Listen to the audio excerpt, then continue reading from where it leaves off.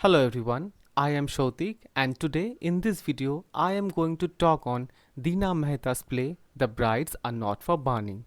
This video is going to be the ultimate video on YouTube because in this video I will be going through all the acts and I will give a detailed explanation of what happens inside the play. Plus, I will go through character analysis and the major theories that are commonly applied to this text. For this play, Dina Mehta won the BBC World Service Drama Competition. It was published in 1993. The play has 11 characters. The protagonist is Malini, a 20-year-old college student who has recently lost her elder sister Lakshmi. Her brother is Anil. Anil is 22 years old and works as a school teacher. He is unmarried.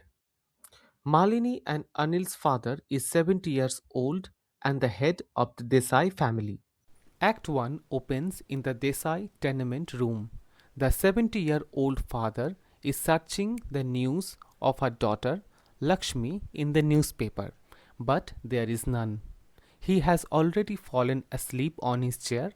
He is not fit and not mentally well. After he wakes up, he forgets what he was searching. All he can recollect is the recent prices of sugar and onions. He forgets his spectacles, but Malini makes him find out that the glasses are already on his nose. We get to know that Anil is out at work. He works as a history teacher in a school. His father fails to remember the subject his son Anil teaches and confuses history with mathematics. The father asks if the mother is in the kitchen, but Malini corrects him that the mother at this time can never be in the kitchen. We understand later that the mother is dead. The father asks if Lakshmi is in the kitchen, but immediately retorts that this is not possible enough. He asks if Vinod, Lakshmi's husband, has taken her to Kashmir. He again stumbles to go to the kitchen to fetch a glass of water but becomes impatient and remembers that he was looking for the news of Lakshmi in the newspaper. He recollects an incident that had happened at Lakshmi's wedding. Some extra guests had arrived at the wedding and the father was out of arrangements. Vinod's uncle had flung a 100-rupee note at his feet to feed the guests. At that time, he had absorbed the insult, but now he repents that he should have called off the wedding at the very first day.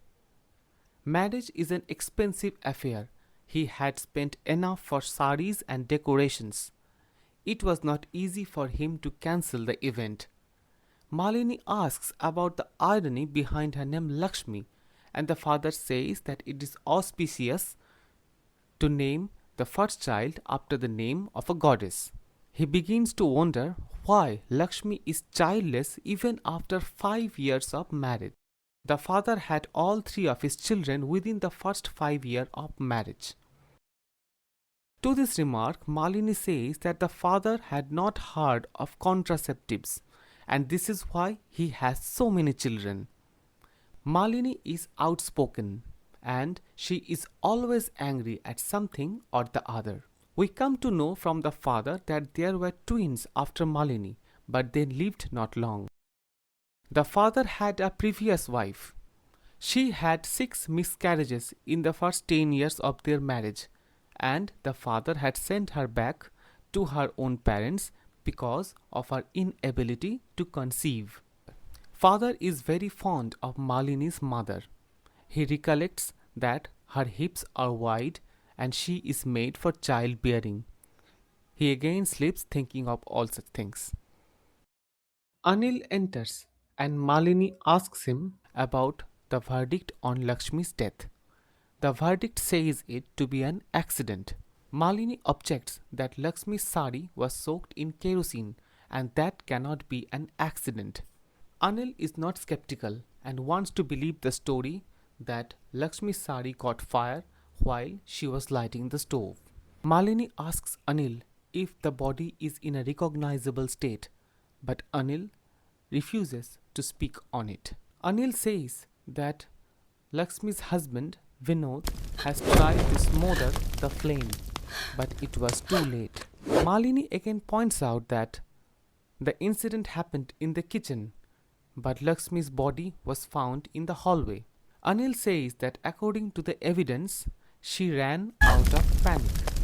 Malini says that 350 women died of burns last year in the city itself.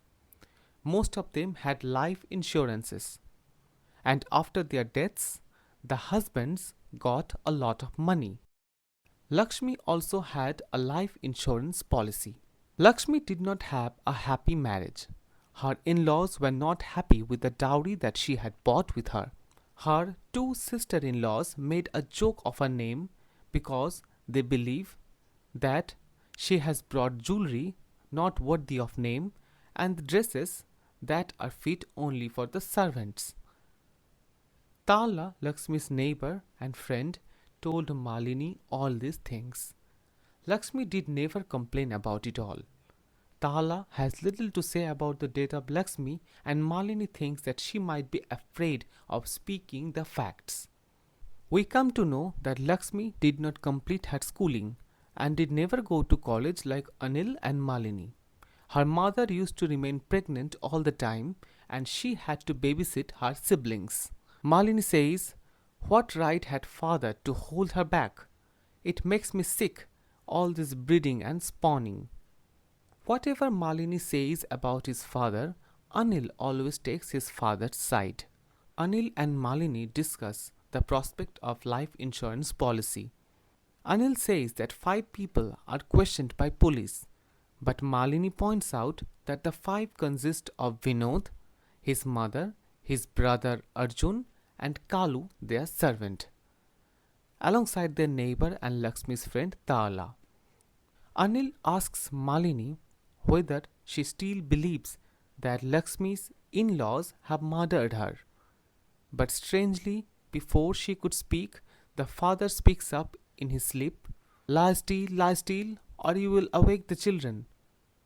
This sudden half-sleep speech is a reminder that the society is obsessed with child and the childbearing capacity of the woman.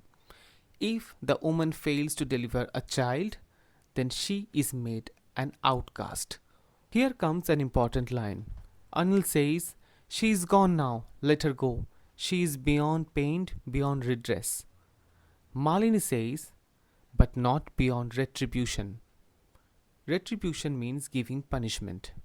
Malini has no trust in the law because she believes that the courts deliver different judgments to the rich and the poor. Anil remarks that Malini has always wanted to study the law and wants to know how she has developed such repulsion from the institution. To this, Malini says that Roy has instilled such thoughts in her. Roy is another important character in the play. Malini decides to question Lakshmi's neighbors and her in-laws and bring out the truth. Anil refuses to join Malini in this mission because he has a job and he has to go to his job. Malini thinks that the job pays little and is curious to know why Anil is rejecting Sanjay's 4-digit figure salary offer. With that job, they could have paid all the debt that the father had made at the time of Lakshmi's wedding. Sanjay is Malini's boyfriend. He runs a pesticide company which, according to Anil, earns him profit but destroys nature. Anil thinks that Sanjay is materialistic. He lacks compassion, imagination, and values money over humanity. Anil and Sanjay know each other from their college days, and there is a prospect that Sanjay's old father is going to die soon and he is going to be the head of the business. Tonight, Malini is going out with Sanjay on a date. She questions Anil for chasing his utopian ideals and wants to know the reason behind accepting poverty over riches. Malini thinks that freedom can only come with money. She thinks that if Lakshmi had money enough with her, then her in-laws could not have been so harsh to her. She declares that after completing her college, she is going to take a job that is willing to offer her a hefty package. Anil asks her about her dream of becoming another Portia. Portia is an important character in Shakespeare's The Merchant of Venice. In the play, Portia is an independent woman who can take her own decisions and able to act without her father. To this, Malini's reply is quite interesting. She says, I have decided that the dream would take too long and I am in a hurry. Anil says, to do what? Malini, I have come to the conclusion that the weakness of democracies is that they move too slowly in the right direction. This is a play of political ideologies. Malini's political ideas are introduced here. Anil and Malini are at different ends. Anil thinks that a man should do what he likes to do. Malini thinks that if his choice leads to a meager income, then there is no novelty in choosing poverty. The house they live in is already in a pretty bad condition. There is a trunk where Malini keeps all her things. Anil asks what is the secret in there, to which Malini gives a bitter reply, shotguns. Malini announces that if she fails to live in the skyscrapers, then she will live in the muddy streets, but not anymore in the middle class society. She says that in the streets she will get food, shelter and sex, that even a street dog gets. She needs space for herself, books, fun, ideas and beauty, which she is not getting in this house and in the middle class society. At this point in the play, the character Roy is introduced. A knock is heard on the door and Roy appears wearing a black sweater and a black trouser, having a sling canvas bag on his side. He comes and declares that it is him and not the Boston Strangler. It is pertinent to know that the Boston Strangler is the murderer of 13 women in Boston during 1960s. It was a very sensational news at that time. Roy says that it is him and there is nothing to worry. He has come to take back the books that he gave Malini to read. Malini breaks in the middle of Roy's speech and stops him to talk more about the books. She says that the books are on Shakespearean criticism. She brings the books, but in a hurry drops one. And that's why we must continue the fight for freedom. Take these. Oh, damn it. Anil picks it up and reads the title, The Anarchist Cookbook. It is not any Shakespearean criticism, it is a very infamous book. To avoid questions, Malini says that it is a cookbook that Roy's wife Geeta has lent her. But it happens that Anil knows the book well. The Anarchist Cookbook was published in 1971 by William Powell. It contains instructions for making explosives, drugs, and other ammunition. It was written as a protest against the involvement of US in the Vietnam War and aimed to educate the public on how to resist oppressive systems. Anil snatches the next book from Roy's hand. It was Murder and Liberty by Karl Heinzen, another dangerous book. Heinzen was a German activist who wrote this 30-page pamphlet. Heinzen argues that throughout history, large-scale violence has often been used by governments to maintain power. Because rulers already use force, he claims, oppressed people are morally justified in using violence in return.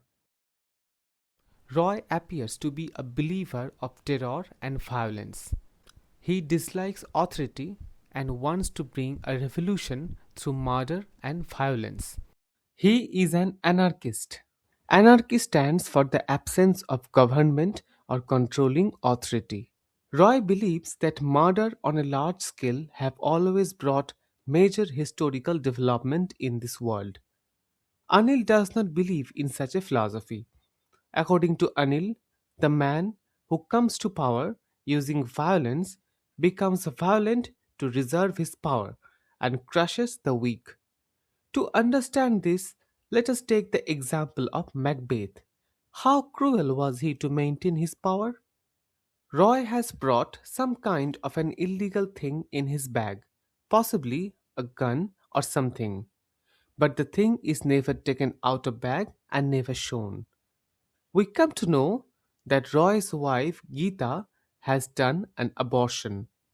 It was done according to Roy's wish. Malini becomes angry at Roy because he has forced his wife to abort.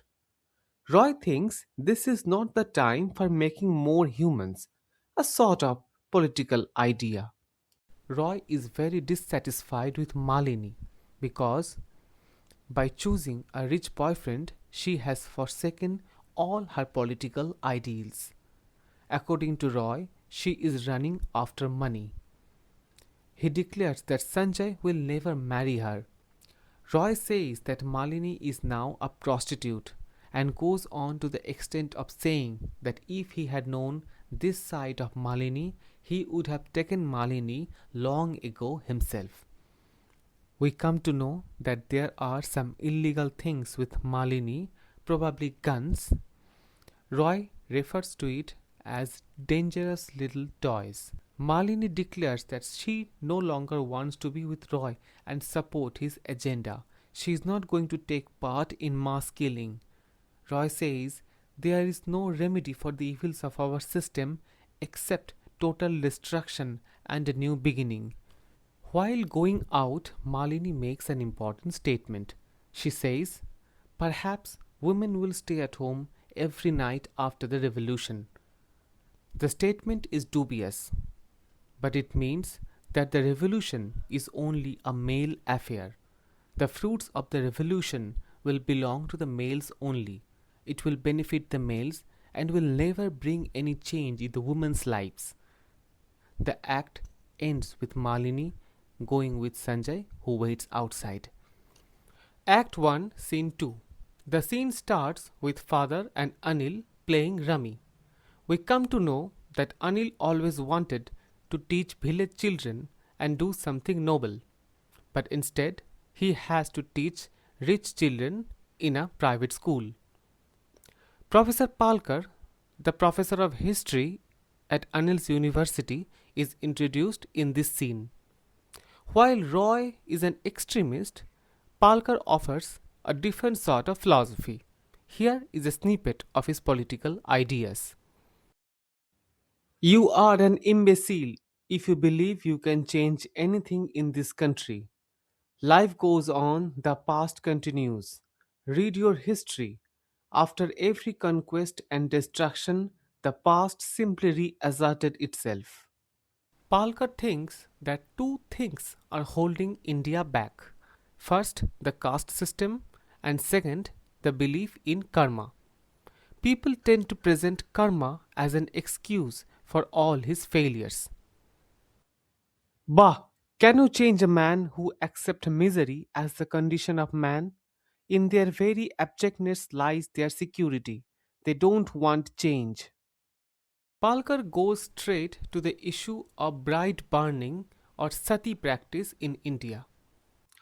Nothing will change us. Don't you see? This is why culturally we preserve and we repeat. Artistically, too, even when we appear to create, we only imitate. We borrow, we plagiarize, at best we give modern twists to ancient concepts. For instance, even today, the widow is expected to achieve virtue to secure the honor of her husband's family by a self effacement as total as when she burned herself on her lord's funeral pyre. The text now presents not a single burning incident of Lakshmi but addresses the history of bride burning in India. Palkar has come to their house because of Lakshmi's death. Dr. Ram Lodha, Palkar's friend, has treated Lakshmi after her death. Lakshmi was brought to the doctor 3.5 hours after her death.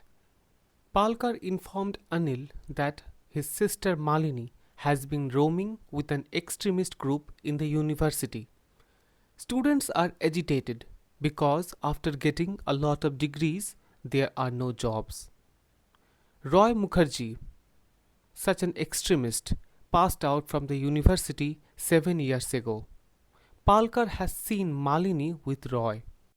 Recently, police have seized weapons from a flat in Palkar's apartment building with which Roy has been involved. He lives in Calcutta and has married a Bengali girl, but now he is seen with Malini. Palkar wants Anil to keep an eye on Malini before something big happens. But Anil is not worried about Malini at all. He thinks Malini is still preoccupied with her beauty and fancies herself as a Cinderella whose rags will be turned to riches by a rich suitor. Anil thinks that Malini cannot get involved in any violent or illegal activity. Anil decides to see what's there in Malini's trunk. He breaks open the lock and is utterly surprised by what he finds. There were 3 pistols and 1 shotgun. Act 1, Scene 3. The scene opens with Sanjay and Malini. Sanjay has bought an expensive rug and is continually attempting to engage in intimate relationship with Malini upon it. Malini is not ready for it because she is troubled by the death of her elder sister. However, Sanjay continues to insist Malini. It seems that the sole intention of Sanjay in bringing Malini to his place is to pursue a physical relationship with her. Sanjay knows Roy and also has the information that Roy has caused a train derailment in Nagpur. The police are after him. The dialogue between Sanjay and Malini becomes heated with the goods and bads of capitalism. Sanjay tries to defend his business-minded attitude and starts contrasting himself with Malini's brother Anil. Anil has a dream of teaching village kids, and as Sanjay tells, he had once approached Sanjay's father for funding, but with no success. Anil is poor but audacious. Anil has also said that rich men like Sanjay's father himself should not be allowed to use poor people for financial gain. Anil is utopian, but Sanjay is materialistic. We come to know that Tawla's husband, Suresh Gadgil, used to work under Sanjay. He was a drunkard, and on the top of that, too much outspoken at work. Sanjay had to fire him. Lakshmi's husband, Vinod, requested Sanjay to reinstate him at work, and Sanjay, out of courtesy to Vinod, gave him his job back. Malini understands that this is the reason Tawla did not say anything about Vinod's family in court. There is another woman named Thelma Lobo who has an intimate relationship with Sanjay. She works at his office, probably as a shorthand typist and his secretary. There are hints that the relationship is now over, but Malini is suspicious. Malini asks Sanjay whether he is willing to marry her. Sanjay denies. He says that he must marry within a suitable family, one that is considered appropriate to his social class. He offers Malini to be his personal secretary so that they can have time together and they can go everywhere together. After Malini becomes his secretary, he will fire Thelma Lobo, who is probably working as his secretary presently. Malini gets the shock of reality. All her hopes of getting into the upper class by marrying a rich man gets crushed. Malini speaks in a highly symbolic and emotional way. She feels that her life and soul has been defiled and corrupted. She needs a kind of spiritual cleansing to purify herself from a guilt or inner suffering. Sanjay dismisses Malini's serious emotional thoughts. Instead of understanding her pain, he focuses on his own physical desire. The stage direction tells his hands are all over her, shows that he is physically touching her insistently. Malini gives in to Sanjay's desires. Act 2, Scene 1. Two goons on a motorbike have kicked Professor Palkar on the way back to his flat last night. He had a heart attack, and Anil now rushes to see him. Professor Palkar's complaint about a leaking water pipe from a flat above him has resulted in the accidental discovery of arms and ammunition hidden in the flat. The extremists now consider Palkar as an enemy. Anil is furious. He wants to meet Roy and ask him about the attack on Professor Palkar. Malini tries to tell Anil about her recent discovery about Tarla's weakness, which lay behind her silence. But Anil has no time to listen. He rushes out of the house. Act 2, Scene 2. Anil comes to Vinod's office and asks him about the life insurance claim of Lakshmi. He also points out that Vinod had not called Dr. Lodha when the incident had happened at around 7:30 pm, but had sent Kalu, their servant, to fetch the doctor at 11 pm. He had also sent away the fire brigade, telling that the fire was out. He has helped Tarla's husband in getting the job, and hence Tarla is silenced. Anil's speeches burst with anger. Brides are not for burning, not as a ritual sacrifice on the altar of avarice and greed.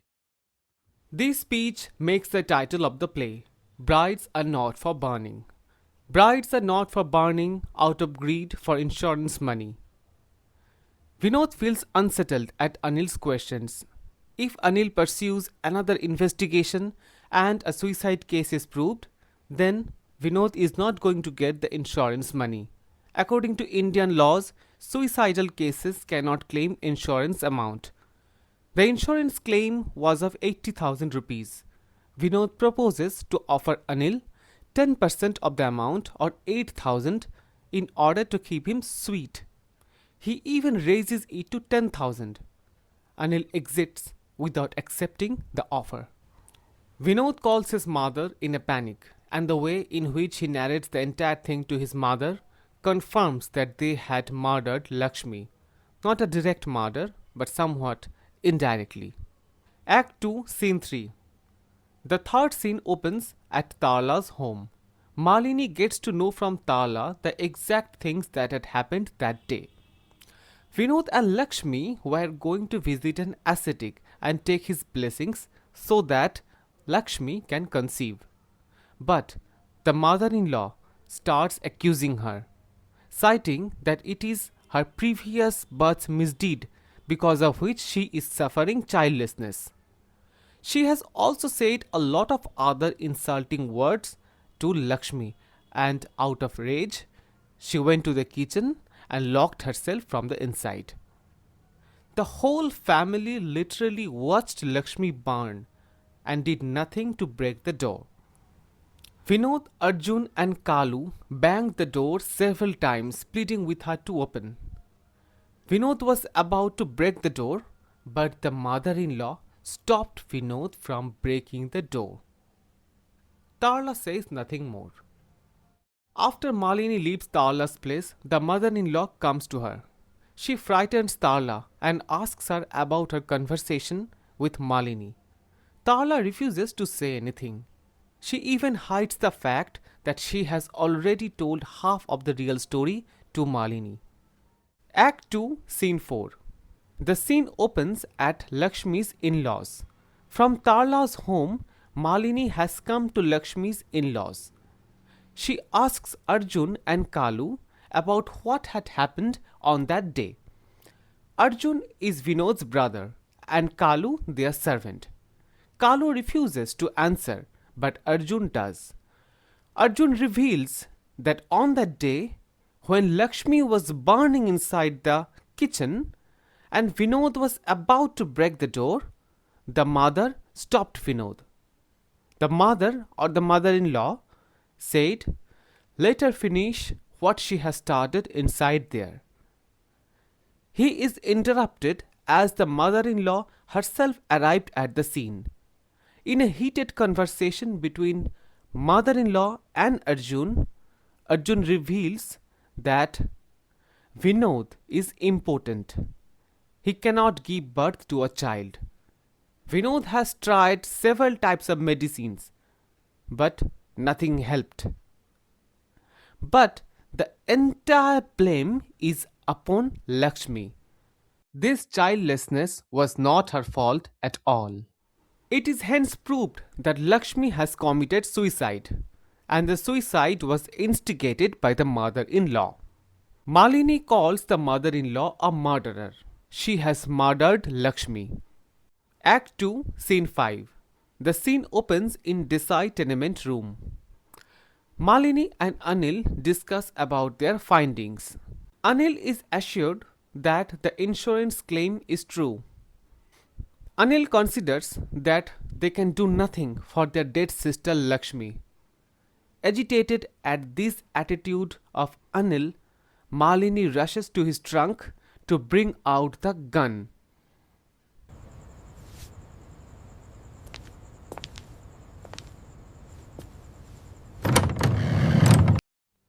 But guns are not there anymore. This morning, Anil has drowned all those things into the sea. The last scene presents Malini's emotional breakdown and Anil's compassionate concern. The scene reveals Malini's intense guilt, disappointment in love, and deep loneliness, while Anil tries to comfort and understand her. Malini explains that since childhood she longed for a pure and meaningful life. This purity is not merely physical chastity or social morality. It is a deeper spiritual and emotional integrity. She feels she has betrayed this idea through her life choices and relationships. She means that when a woman loses self respect and betrays her true values, she feels degraded and exploited. Malini realizes that Sanjay has used her emotionally and physically, but does not truly value or respect her enough to marry her. This recognition causes anguish. Malini reflects on gender relations. She suggests that physical intimacy means domination for men and surrender for women. But what she truly desired was not mere physical contact. She wanted a genuine partnership. She admits that she sought relationships to escape loneliness, but those relationships only hurt her further. The depth of her despair and emotional collapse can be measured through her speech. "If I had a gun just now, I would have turned it on me." Malini reflects on the long standing conflict between the rich and the poor, where a small privileged class oppresses the countless deprived masses. She recognizes that she belongs to the side of the have nots and feels the pain of social inequality.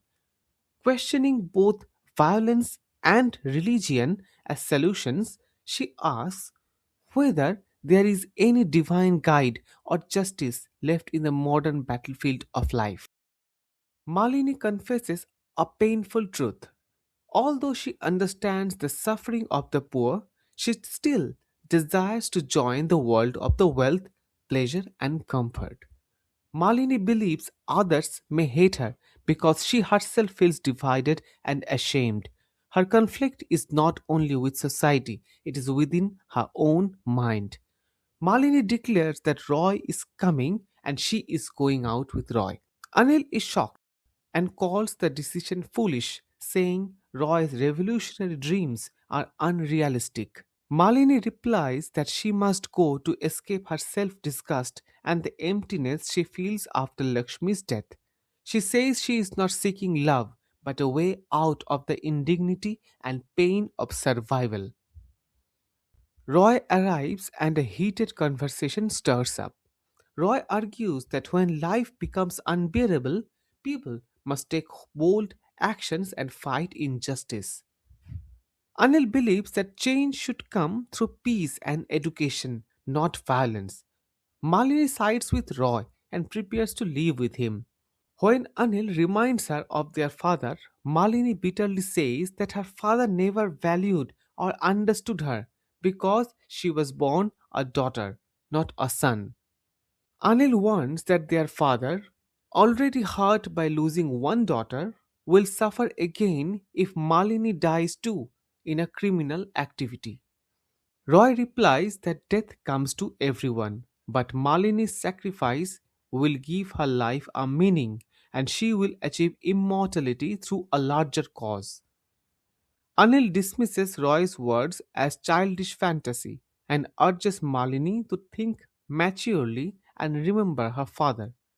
But Malini quietly decides to go. Anil questions Malini about living with Roy, a man without morals, and reminds her that Roy already has a wife, Geeta. Roy admits that Geeta will only travel a part of the way and then will be left behind.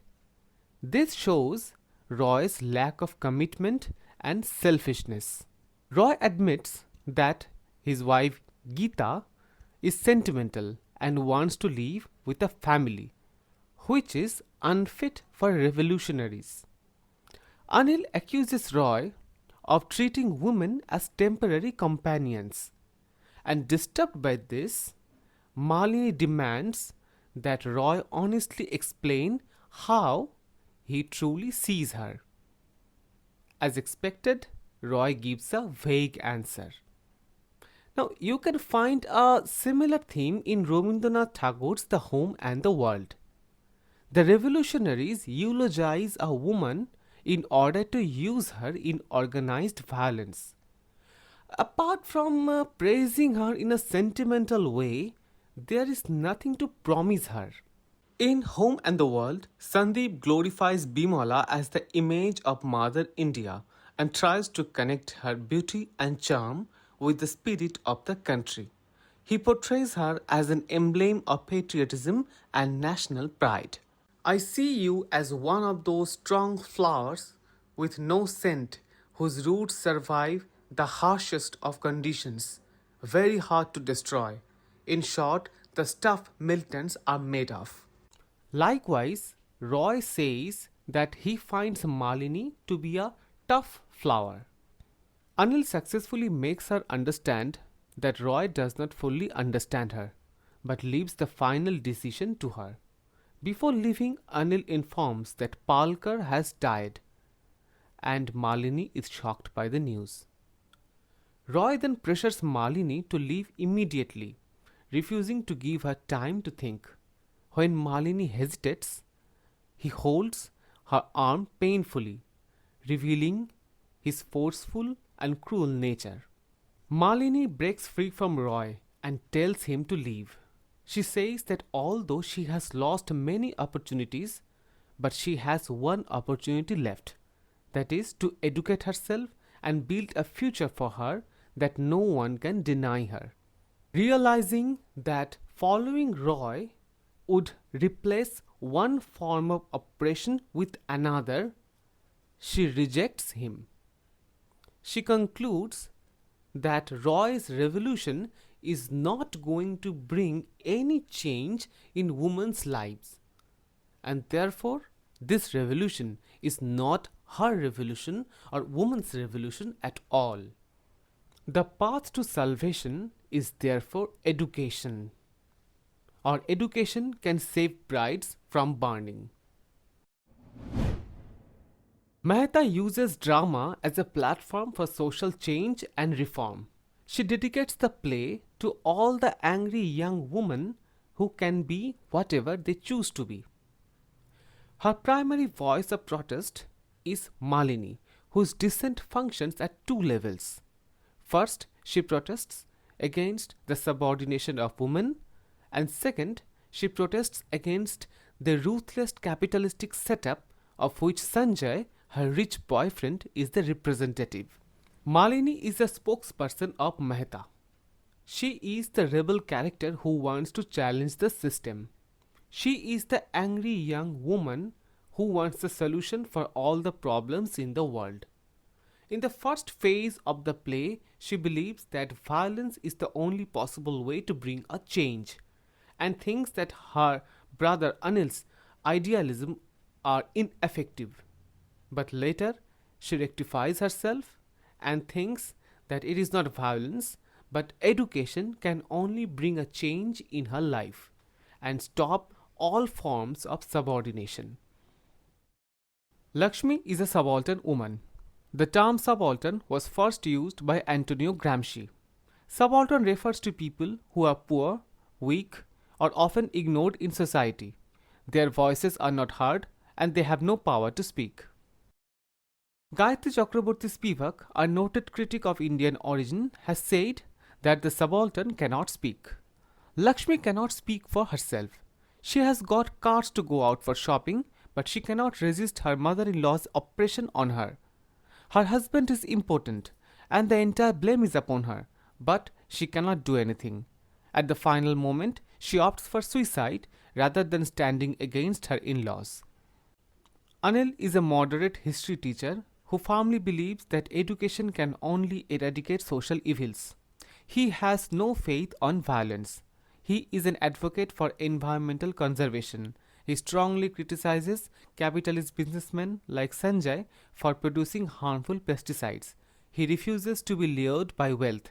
Initially, Anil is depicted as somewhat a passive idealist. His sister Malini views his idealism as ineffective. However, motivated by Malini's strong rebellious spirit and guided by Professor Palkar, Anil undergoes a significant transformation from passivity to active protest. He confronts Lakshmi's wealthy husband Vinod and also at the same time saves his sister Malini from the dangerous plans of Roy. While Malini is temporarily drawn towards the violent anarchist ideologies of Roy, Anil serves as the voice of reason and peace. Anil is ridiculed by his own father and sister for his lack of financial success. Vinod mocks him for his poverty. Through Anil, the playwright demonstrates that noble ideologies and the male gender are often undermined and overlooked because of his lack of financial and social status. In Brides Are Not for Burning, Dina Mehta portrays patriarchy not as a monolithic force, but through a diverse set of male characters whose behaviors are shaped by an intersection of gender, class, wealth, and physical condition. By showing men who are oppressors, hypocrites, and even the victims themselves, like the father, Dina Mehta presents that patriarchy has many faces. Brides Are Not for Burning is often called a play of ideas. A play of ideas is a drama in which the main focus is the discussion of social, political, moral, philosophical, or intellectual ideas rather than action, suspense, or emotional romance. In such plays, characters often represent different viewpoints, and the dialogue becomes a medium for debate. The main features of a play of ideas are emphasis on thought rather than plot. The story may be simple, but the ideas are complex. Debate and argument. Characters discuss important issues. Social criticism. The play questions society, politics, religion, class, gender, etc. Representative characters or mouthpiece characters. Characters may stand for certain beliefs or ideologies. Audience reflection. It makes the audience think deeply. Critic Ravindran offered an interesting comment on the play. As it is a play of ideas rather than action, the characters seem to represent certain social attitudes like the traditional, the revolutionary, the idealist, the naive, the uncultured, and the nouveau riche, rather than flesh and blood individuals. And dialogue, being the vehicle of ideas and attitudes, tends to relegate other dramatic elements to the ground.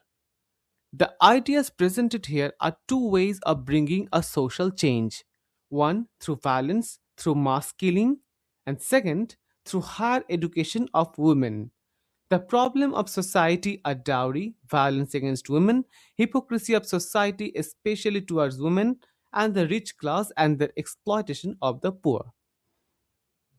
The play is not a Marxist manifesto, but it can be read through a Marxist lens because it criticizes social and economic oppression. Dowry turns marriage into an economic transaction. Human relationships become controlled by money and property. The bride becomes vulnerable within a patriarchal household where those with authority exploit the weaker person. The play shows unequal structures. Class, gender, and wealth create suffering. Marriage, ideally sacred, is shown as corrupted by the economic interests and domination. The play suggests society must transform its values and system, not just punish one offender. Brides Are Not for Burning does not directly preach violent Marxist revolution.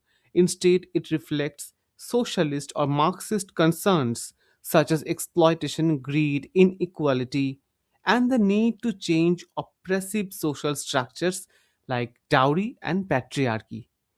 Theatre of protest is drama that deliberately confronts social and political wrongs to provoke awareness, debate, and change. In India, the movement took shape as writers, including many women working in English, used the stage to challenge patriarchy, caste, economic exploitation, and cultural traditions that silence victims. Indian protest dramatists adapted Western techniques while rooting plays in local social realities, creating a woman's language on stage that could articulate female experiences and anger. Mahashweta Devi, Uma Parameswaran, Dina Mehta, Poili Sengupta, and Manjula Padmanabhan are some of the leading names of the theatre of protest movement who, for a wider reach, wrote in English to project the situation of the woman. Brides Are Not for Burning reveals that Lakshmi's death is not an accident, but a carefully planned dowry murder motivated by greed and deception. Her in laws seek to claim the 80,000 rupees life insurance money and also try to hide Vinod's impotence by falsely blaming Lakshmi and calling her barren. The play exposes the patriarchal and capitalist values of society where women are treated as commodities through the dowry system and marriage becomes a financial transaction instead of a sacred relationship. Social ambition and class pride force families to pay heavy dowries, which often lead to cruelty and violence against brides. As a powerful example of theatre of protest, the play condemns gender oppression, domestic violence, and a corrupt legal system that protects the rich.